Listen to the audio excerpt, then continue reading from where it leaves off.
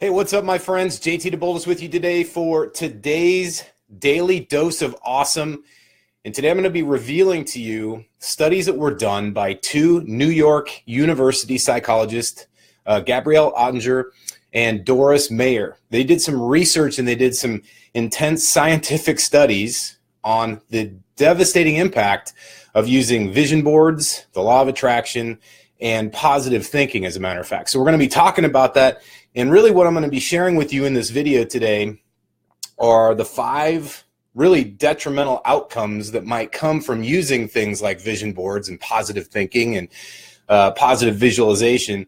And then I'm also going to share with you one powerful way that you can actually use visualization to work for your business. And also, more importantly, I'm going to give you an action plan so you can go out there and actually start getting results in your business no matter where you are in your process of building, all right? So that's what we're going to be talking about today. As you're jumping out, give me a shout out. Let me know where you are tuning in from on the Big Blue Marble. And let me say good morning, good afternoon, and good evening. Whatever time it is for you, no matter where you might be tuning in from on the Big Blue Marble, thanks for joining us here on the Daily Dose of Awesome. Always great to be with you. Hey, what's up, Tanya Humphrey? Great to see you. Michelle Pesco-Salido's in the house. Cecilia Faye Morris, what's going on? Good to see you guys. Michelle says, can I take the Seahawk thingy down? No, Michelle, I can't, because excellence cannot be held back. Joy Gomez, what's going on in Arizona? Jan Fraser, what's going on? Cecilia, Donna Patterson, Bryn, Blaze, what's up, homeboy? Good to see you, my friend. Katie Chu's in the house from Ohio. Great to see you guys. All right, listen. I'm going to be talking to you today about this whole concept of the danger of vision boards and the danger of the law of attraction and the danger of even positive thinking. And we're going to get clear on what those things are. But I want to talk to you first and foremost and want you to understand that this is coming from a place of science. All right, this is backed by performance psychologists and people who have done deep research on really the negative effects of using things like vision boards. Now, I remember when I first got started in network marketing, it was back in 2006. I had just gotten deployed to Iraq, and my wife actually found this industry as a means to kind of give us our exit strategy or that next chapter of life. We both knew that as both of us were military aviators, military officers, our deployment cycles were getting ramped up.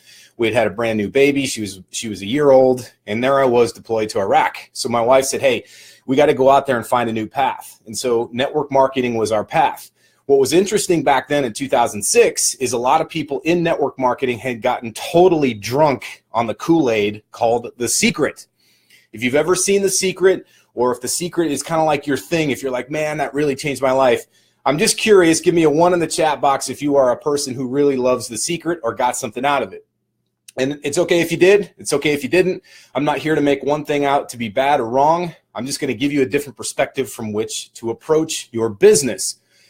And my purpose for asking the question is because the network marketing industry specifically really got ramped up on The Secret. For whatever reason, it just took off. And I think a lot of people really got this idea that, hey, listen, if I just imagine things, it's going to magically come to me.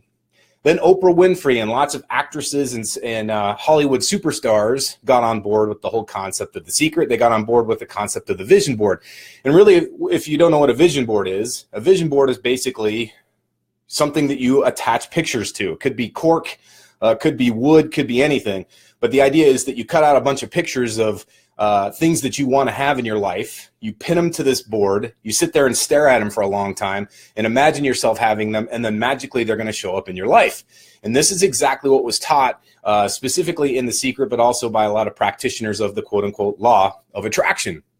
So Kevin says, who cares about The Secret? Roger that. Now listen, what I want to get to here is so that you understand the psychology and the science behind what's going on. So our brains actually have the ability to see something and imagine it happening, right? And so if we see a picture, say for instance, of a car, maybe you're somebody like me who's really into exotic sports cars. Well, if you put a picture of like a Maserati or a Ferrari or a Lamborghini up on a vision board and you stare at it for several minutes a day, what tends to happen is your brain actually starts to think that you own that car. In fact, a lot of law of attraction practitioners say that's exactly the point, that your brain goes, hey, I've achieved it, so therefore it's going to come into my life. The problem, according to Ottinger and Mayer, is that when the way the human brain works is you get a dopamine hit. So dopamine is that chemical inside the brain that's associated with success. It's also associated with achievement. So we get a dopamine hit when people give us a like on Facebook. We get a dopamine hit when somebody shares our post. We get a dopamine hit when somebody tells us good job. We get a dopamine hit when we succeed at anything. So it doesn't mean that you have to have achieved something. If your goal is to become a six-figure earner in your business, if your goal is to launch a product, if your goal is to put out a webinar, you're going to get a dopamine hit anytime you hit one of those milestones of success.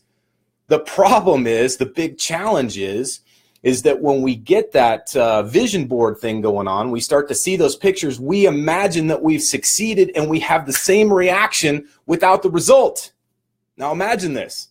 You get the same response in your brain, psychologically and physiologically, as if you had achieved it. Can you see the danger in this? And if you see the danger in this, I want you to give me a 2 in the chat box. If you can see the real problem with feeling the success without the success, then I want you to give me a 2 in the chat box, because this means that you're starting to get the message. Now I'm going to tell you, as I promised you in the preamble to this video, that there's 5 real dangerous things that can happen. The number one thing, first thing, is that we lose motivation. So according to Ottinger and Mayer, when they did this study, they did a study on college students, and they said, we want you to imagine you getting yourself graduating college and getting your dream job, whatever that dream job was. For some people, it was working for a Fortune 500 company. For some people, it was working for a nonprofit, whatever it looked like for them, their dream job. And they had them visualize this over and over and over again. And then they had people visualize not getting the job. So they did 2 test groups. And they said, okay, here's the thing that we want you to do. Test group 1 is visualize getting your dream job. Test group 2 is visualize not getting it, being turned down, being told that you weren't qualified, being told that you didn't have enough of what it took to get the job. Here's what was interesting. After 4 years of college, when those folks graduated, the people who visualized positively, the people that visualized getting the job, actually had a lower success rate by like 2 to 1.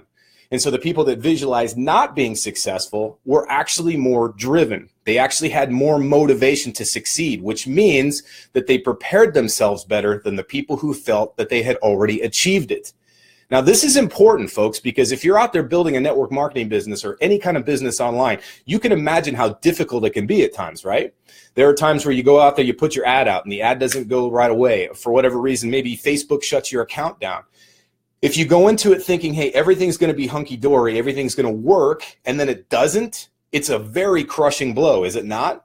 Plus, we get people that come through the workshops, through the Fast Track program, who will show up and they'll say, well, I haven't done anything yet, but I've got big dreams for my business. Now, this is rare. It doesn't happen to everybody, but we get this from time to time. And what's interesting is what we have found as facilitators and as mentors is that folks have a very positive outlook on their business, but they haven't taken the proper action, which I'll get to in just a second. So if this is making sense, give me a 3 in the chat box. I want to see some folks out there. What's up, Sally Prag? Good to see you, my friend. Mary Saybold, what's going on? Noella Nishura. Man, I hope I said your name right, Noella. Here's the thing about it, is that when we start to use things like vision boards and our brain goes, okay, well, cool, we've already got it, it robs us of our motivation. Now, does that mean that you're totally unmotivated? No. But what it does mean is that psychologically speaking, scientifically proven, that your brain actually deactivates that part of your brain that wants you to take action because it says the job's done, mission accomplished. So we have to be very careful about these things and get ourselves into a proactive state. Now, the other part about this that's dangerous is that it lacks a plan. All right. So if we just look at a vision board, all we're looking at is the outcome. We're not looking at the process that gets us there. So what's the danger to that? Well, one of the biggest dangers to that is that all of a sudden we start saying to ourselves, well, that's the end result, but how do I get there? And what has a tendency to happen is we pile on the overwhelm. Now, here's what's really crazy about this thing. It's a little bit like a drug addict that needs that hit, right? So they go out, they get the drug, they feel like that need, hey, I need to have the hit. They get the hit, they feel great, and all of a sudden they want more. So what happens is we see the outcome, we see the pretty car, we see the house, we see the whatever it looks like, that thing that's on the vision board, and we go, cool, I want that thing, and all of a sudden we get overwhelmed. We're like, but how do we get there? Well, the overwhelmed feeling is sequestered or is taken care of by looking at the picture. It makes us actually feel good, which brings me to one of the positive benefits to actually having a vision board. Believe it or not, there's a benefit to certain types of people for having vision boards. What Ottinger and Mayer found are that there are two groups of people that benefit from having vision boards. Number one is people with clinical depression. So people who are severely depressed benefit from having a vision board because typically speaking, those people are wrapped around a cycle of constantly looking at negatives. They're constantly looking at barriers to success. They're constantly looking at the things that are going to hold them back from actually succeeding or being happy. And so they need something to break that cycle. They need something to pull away from that negative feeling or that negative cycle that their brain and their heart and their mind are constantly trapped in. And so therefore a positive vision board can actually work for somebody with clinical depression. All right, so there's that. The other part is for people who have severe self-belief or severe self-image problems, people that really just don't have very much confidence. They lack that confidence or that belief in themselves. And the challenge with that is that, I mean, that's a really big deal that can actually hamper anybody in business and life. And so that's where the vision board can kind of help because it'll give them a sense of confidence for the moment. But again, remember, this is a Band-Aid that we're talking about.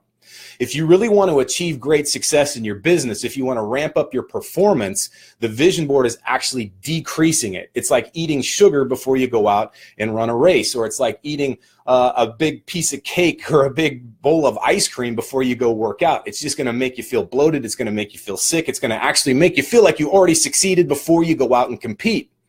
And that's the other thing that really brings us, the other thing that I want to talk to you about today. The third thing is that not only does it decrease your motivation, not only does a vision board lack a plan, but it also takes away the act of taking action. There's no way to benefit from it.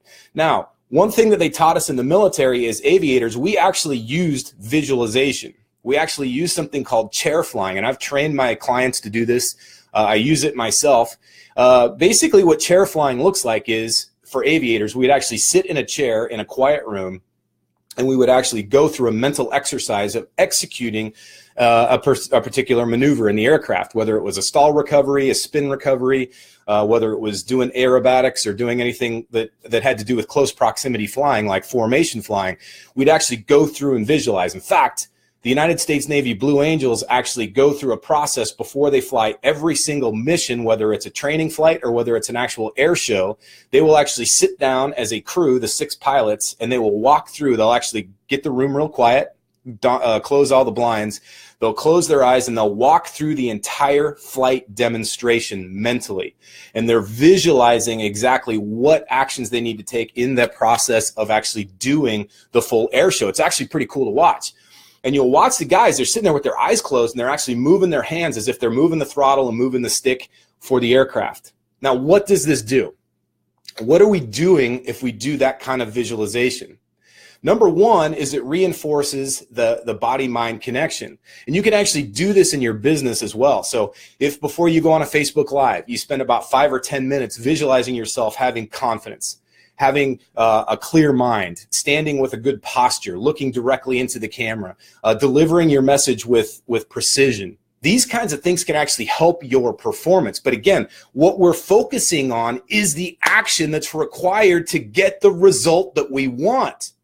And so if you're somebody who loves to look at pictures, for instance, if you're somebody who says, JT, I do not want to get rid of my vision board, my recommendation to you is to take the pictures away of the actual result and put pictures up there of you taking the action. I don't care if you got to cut your own face off and put it on a picture of somebody doing the squats or the burpees or whatever it is if you're looking to get fit. Or take a picture of somebody who is on stage presenting their thing. If you want to be a person who has achieved rank advancement in your business and you're being recognized on stage. Maybe you've got somebody that you look up to and you've got a picture of them on stage and you want to put your face on it. That's fine, but my point is this. It's not about the outcome. It's about visualizing yourself taking the action. And it's actually proven through psychology, performance psychology, sports psychology, and certainly we used it as military aviators. Olympic athletes use it. NASA astronauts definitely use it as a way to mentally prepare for the performance. Big difference. Do you see the difference in that? If this makes sense, give me a high five here in the chat box. Give me a 5 because it's super important that we get this. I want you to know this. Visualization works, all right? but it's not about visualizing the outcome like we're taught with the law of attraction, The Secret, or vision boards. Vision boards are trying to talk to you about the end result. And if we look at that end result, we lose our motivation. It lacks a plan, so it creates overwhelm in us. And then, of course, we don't have the action in place, the thing that we're actually doing. Those are three big problems with it. Another big problem that we have with it is that it starts to create self-doubt. We actually start beating ourselves up. We look at that thing on that picture, we go, holy crap, man, where's the Maserati, the Ferrari, the Lamborghini? And we start saying to ourselves, but I haven't achieved it. And we look around and we see evidence of other people succeeding in business. They've got all that crap because guess what? That's all anybody ever shows on social media anyway, right? And then we start judging ourselves. We start saying to ourselves, man, this isn't working. What's wrong with me? Maybe I'm not built for this. Maybe I'm not fit for this. Maybe I'm not meant to be successful. And if you think about it, imagine visualizing winning a race. Or maybe there's your dream house. Only one person can win the race, right? Only one person on the planet can own that dream house at a time. So if it's not you, it's got to be somebody else. And all of a sudden, if somebody else is succeeding, we start doing what? We start judging ourselves. We start saying to ourselves, well, I'm not enough. Maybe I didn't do it right. In fact, one of the most dangerous messages that was ever delivered by The Secret and all these practitioners of the law of attraction is that if you're not getting what you're intending or putting the message out there to the universe, then you're doing it wrong. Somehow you're wrong. You're the one that's broken. Guess what, my friends? That's BS. It's not true. The reality is only one person can win the race. Does that mean that there's only one race to be run? Absolutely not. The question is, what race are you going to run next? If you didn't come in first, then maybe next time is your chance. Maybe that's your opportunity. If you didn't get the dream house because somebody outbid you or because you weren't ready or qualified for that particular house, then maybe it's time to start looking somewhere else. Maybe it's time to start preparing yourself for that next chapter, that next rung on the ladder. And that's the point that I really want you to understand about this. When Ottinger and Mayer came out with this study, and by the way, it wasn't just one study, it was several studies that they did, including studies around people using the law of attraction to find their mate, their ideal mate, their person that they love the most.